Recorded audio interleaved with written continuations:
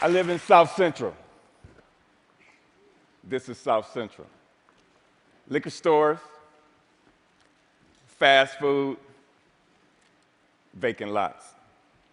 So the city planners, they get together and they figure they're going to change the name South Central to make it represent something else. So they change it to South Los Angeles. Like this is going to fix what's really going wrong in the city. This is South Los Angeles. Liquor stores, fast food, vacant lots. Just like 26.5 million other Americans, I live in a food desert. South Central Los Angeles, home of the drive-through and the drive-by. Funny thing is, the drive-throughs are killing more people than the drive-by.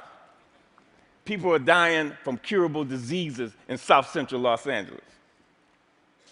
For instance, the obesity rate in my neighborhood is like 5 times higher than, say, Beverly Hills, which is like probably 10 miles away.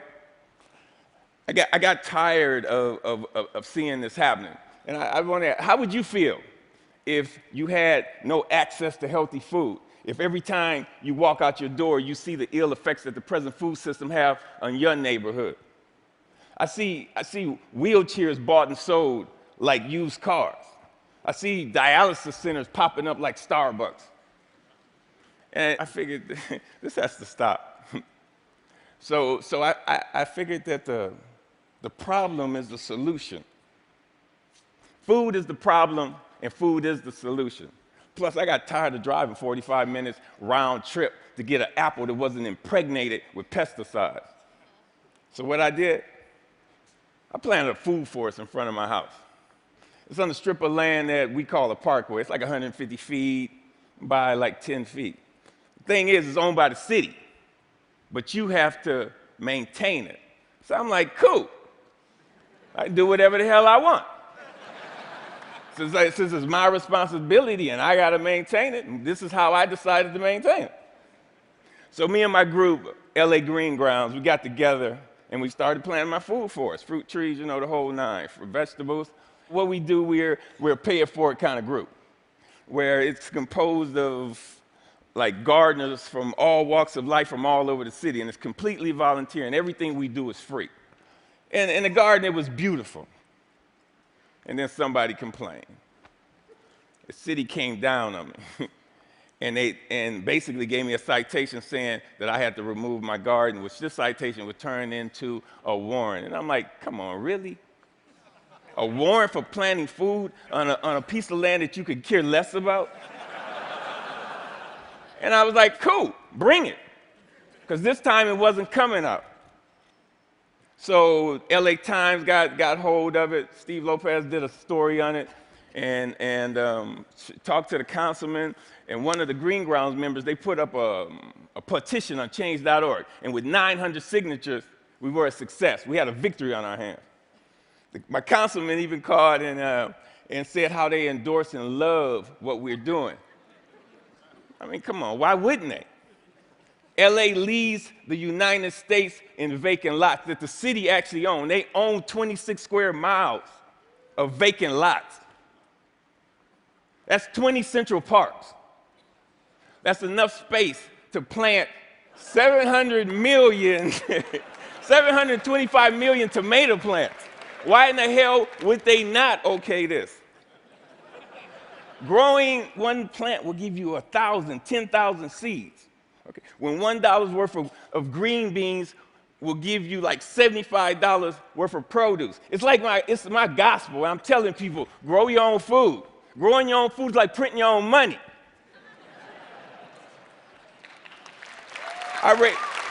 Thank you. See, I have a legacy in South Central.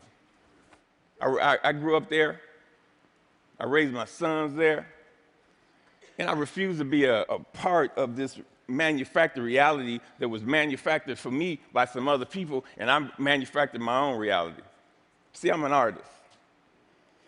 Gardening is my graffiti. I grow my art.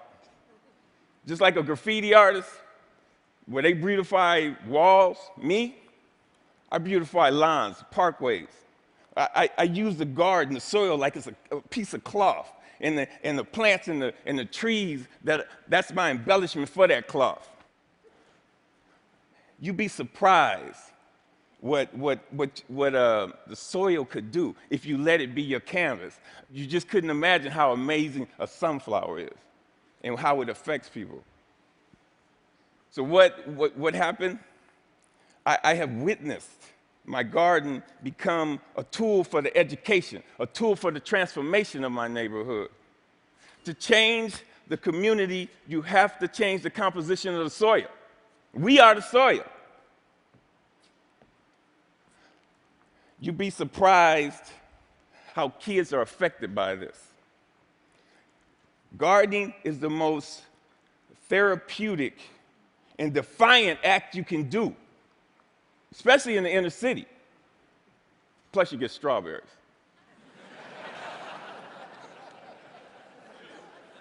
I remember this time, there was this mother and a daughter came. They were. It was like 10:30 at night, and they were in my yard. And I came out, and they looked so ashamed. And I'm like, man, it made me feel bad that they were there. And I told them, you don't have to do this like this. This is on the street for a reason. It made me feel ashamed to see people that was this close to me that was hungry, and this only reinforced why I do this. And people ask me, Finn, aren't you afraid people are going to steal your food? And I'm like, hell no, I ain't afraid they're going to steal it. That's why it's on the street. That's the whole idea. I want them to take it, but in the same time, I want them to take back their health. There's another time when I put a garden in this homeless shelter in downtown Los Angeles. The guys, they helped me unload the truck. It was cool. They just shared the stories about how this affected them and how they used to plant with their mother and their grandmother. And it was just cool to see how this changed them if it was only for that one moment. So Green Grounds has gone on to plant maybe like 20 gardens. We've had like 50 people come to our dig-ins and participate, and it's all volunteers. If kids grow kale, kids eat kale. If they grow tomatoes, they eat tomatoes. But when none of this is presented to them, if they're not shown how food affects the mind and the body, they blindly eat whatever the hell you put in front of them. I see young people, and they want to work, but they're in this thing where they're caught up. I see kids of color, and they just on this track that's designed for them that leads them to nowhere. So with gardening, I see an opportunity where we can train these kids to take over their communities, to have a sustainable life. And when we do this, who knows? We might produce the next George Washington Carver. But if we don't change the composition of the soil, we will never do this. Now, this is one of my plans. This is what I want to do. I want to plant a whole block of gardens where people can share in the food in the same block. I want to take shipping containers and turn them into healthy cafes. And now don't get me wrong. I'm not talking about no free shit, because free is not sustainable. The funny thing about sustainability, you have to sustain it.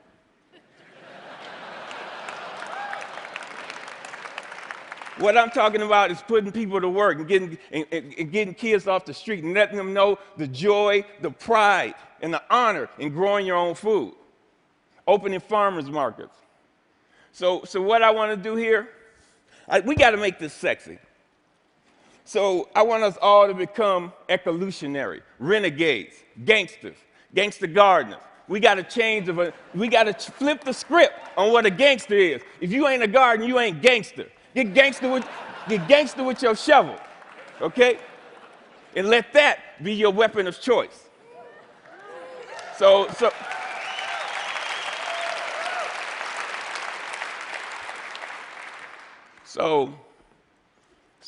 basically, if you want to meet with me,